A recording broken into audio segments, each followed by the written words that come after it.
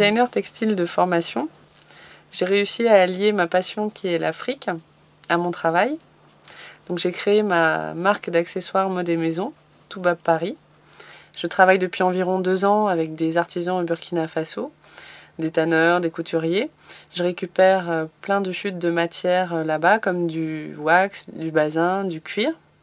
Je fais essentiellement de la petite série limitée aux pièces uniques. C'est une pièce fabriquée à base de boulettes en fait, de tissu qui sont cousues entre elles, de vieux boutons que je récupère, que je chine en fait en brocante.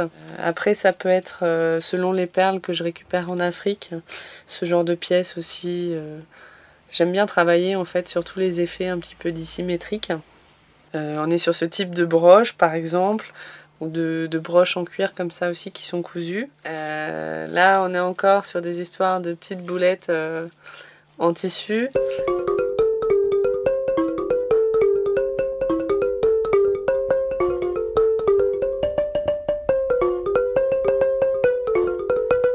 Donc, toutes les boulettes sont faites par l'association de femmes en insertion. Donc elles sont fabriquées à partir de chutes de wax ou de basin. Et elles font tout le travail de broderie dessus.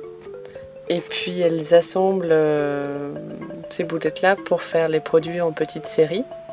Donc les grilles, les broches, les colliers, les boucles d'oreilles. Et moi je viens en fait faire des pièces uniques avec ces boulettes-là. Je travaillais pas mal sur le détournement d'objets. C'est comme ça que j'en suis venue un petit peu à la valise.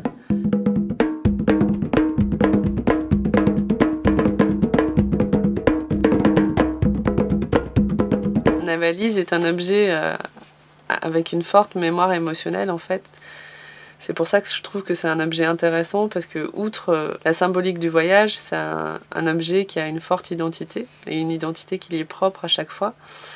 Donc c'est aussi l'opportunité pour moi de travailler sur une pièce unique et de lui redonner vie en fait à chaque fois en variant aussi les thématiques, en variant les objets que je peux insérer à l'intérieur, en travaillant sur différents visuels si ce sont des valises lampes, en jouant aussi sur des accumulations, en jouant aussi dans l'espace, en les scénographiant.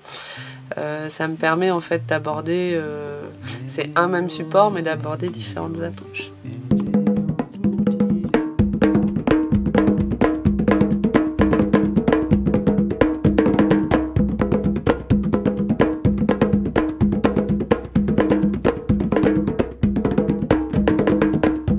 Suite à mes études d'art appliqué, j'ai travaillé en freelance en fait pour différents bureaux de style et je me suis aperçue que j'avais pas forcément trop d'affinité avec le milieu de la mode entre guillemets et sa superficialité.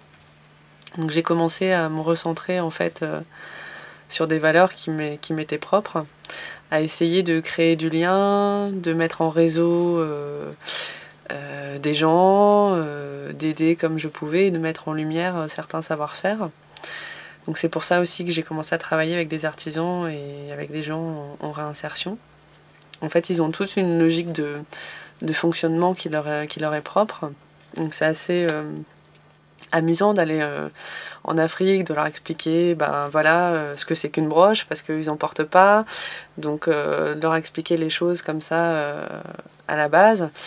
De temps en temps, je fais appel à un CAT aussi, à des handicapés sur Paris pour des productions où là, tous les produits doivent être complètement similaires pour qu'ils puissent les faire en fait sans problème. Des fois, il y a des choses qui me paraissent très simples au niveau de la réalisation et qui pour eux sont très compliquées et vice-versa. Et puis avec l'atelier de femmes en insertion, en fait, ce qui est intéressant, c'est qu'elles ont une part de créativité dans ce qu'elles fabriquent, parce qu'il n'y a jamais deux produits exactement similaires, donc c'est bien pour moi et puis c'est intéressant pour elles aussi. Donc Toubab Paris, c'est un univers des paysans, un univers composé d'objets insolites, c'est un univers joyeux, coloré, ludique.